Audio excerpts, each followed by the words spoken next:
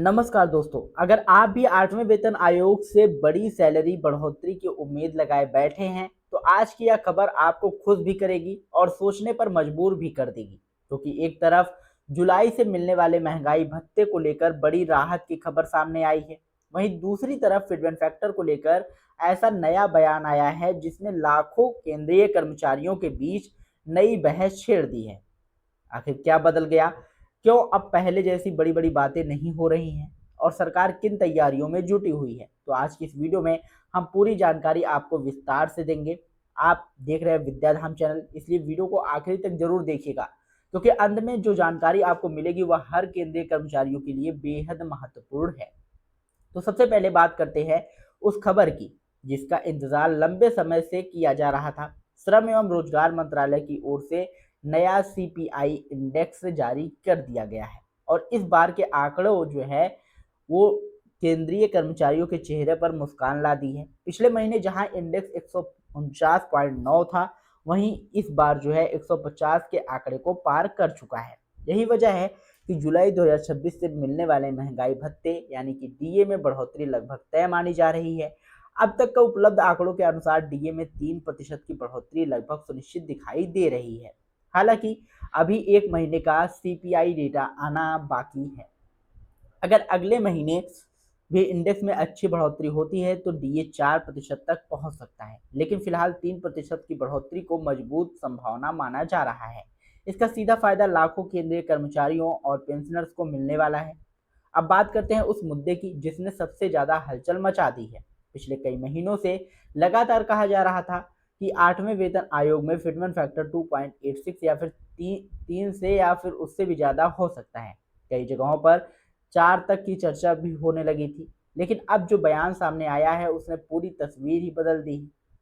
Reports के अनुसार कर्मचारी यूनियन से जुड़े प्रतिनिधि मनजीत सिंह पटेल ने कहा कि फिटमेंट फैक्टर में मामले में जो है कर्मचारियों को कुछ समझौता करना पड़ सकता है। उनका कहना है कि देश की मौजूदा आर्थिक परिस्थितियों को देखते हुए सरकार बहुत अधिक फिटमेंट फैक्टर देने की स्थिति में शायद ना हो, और अगर यह करीब 2.10 के आसपास रहता है तो उसे भी एक संभावित विकल्प के रूप में देखना जाना चाहिए। यही बयान अब कर्मचारियों के बीच चर्चा का सबसे बड़ा विषय बन गया है, क्योंकि पहले जहां 3 या उससे अधिक फिटमेंट फैक्टर की मांग जोर शोर से उठाई जा रही थी, वहीं अब 2.10 की संभावना पर बात होने लगी है। कई कर्मचारी इसे अपनी उम्मीदों से कम मान रहे हैं। उनका कहना है कि जब वेतन आयोग हर 10 साल में आता है तो कर्मचारियों को जो है बेहतर वेतन संशोधन मिलना चाहिए, ना कि समझौते की बात। हालांकि यहाँ एक बात साफ समझ लेना जरूरी है कि सरकार की ओर से अभी तक फिटमेंट फैक्टर को लेकर कोई आधिकारिक घोषणा नहीं की गई है, इसलिए फिलहाल सामने आ रही सभी बातें केवल चर्चाएं एवं संभावनाएं हैं। अंतिम फैसला तभी माना जाएगा जब सरकार या 8वें वेतन आयोग आधिकारिक सिफारिश जारी करेगा। अब बात करते हैं 8वें वेतन आयोग से जुड़ी एक और बड़ी तैयारी की। तो 30 जून तक सभी मंत्रालयों और विभागों से विस्तृत वित्तीय जानकारी मांगी गई थी और अब यह प्रक्रिया लगभग पूरी हो चुकी है। सरकार के पास अलग अलग विभागों में से बड़ी मात्रा में डेटा पहुंच चुका है। इस डेटा में पे लेवल 1 से लेकर पे लेवल 18 तक के कर्मचारियों की पूरी वित्तीय जानकारी शामिल है। सरकार ने पिछले वर्षों में दिए गए productivity linked bonus, performance incentive, विभिन्न भत्तों और कर्मचारियों को मिलने वाले अन्य आर्थिक लाभों का पूरा रिकॉर्ड मांगा है। इसके साथ ही 2022-23, 23-24 और 24-25 के दौरान computer advance, house building advance, incentive और दूसरी वित्तीय सुविधाओं पर कितना खर्च हुआ है इसकी भी पूरी जानकारी मांगी गई है।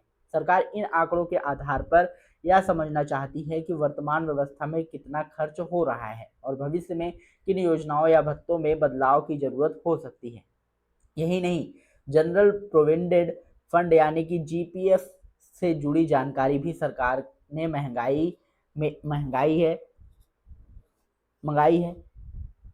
इसमें यह देखा जा रहा है कि कितने कर्मचारियों ने जीपीएफ से निकासी की, कितने दावे किए गए और कुल कितना भुगतान हुआ। इन आंकड़ों का इस्तेमाल भविष्य की वित्तीय योजना तैयार करने में किया जाएगा। इन सभी जानकारियों को जो है साफ संकेत मिलता है कि 8वें वेतन आयोग की तैयारी अब धीरे धीरे आगे बढ़ रही है। आने वाले समय में वेतन संरचना, बोनस, इंसेंटिव, विभिन्न भत्तों और दूसरी सुविधाओं को लेकर कई अहम फैसले लिए जा सकते हैं। हालांकि अभी किसी भी बदलाव को आधिकारिक घोषणा नहीं हुई है, इसलिए अंतिम निर्णय तक इंतजार करना ही सही रहेगा। अब आप हमें कमेंट करके जरूर बताइए कि आपके अनुसार 8वें वेतन आयोग में फिटमेंट फैक्टर कितना होना चाहिए। क्या 2.10 कर्मचारियों के लिए पर्याप्त होगा या फिर सरकार को इससे ज़्यादा फिटमेंट फैक्टर देना चाहिए? आपकी राय क्या है कमेंट बॉक्स में जरूर बताइएगा। अगर आपको ये जानकारी पसंद आई हो तो वीडियो को लाइक करिएगा, शेयर करिएगा और यदि चैनल पर पहली बार आए हो तो चैनल को सब्सक्राइब करके बेल आइकन जरूर दबाइएगा, क्योंकि हम ऐसे महत्वपूर्ण अपडेट्स आप लोगों के लिए हमेशा लाते रहते हैं। मिलते हैं नई वीडियो में नई अपडेट के साथ, तब तक के लिए जय हिंद, जय भारत।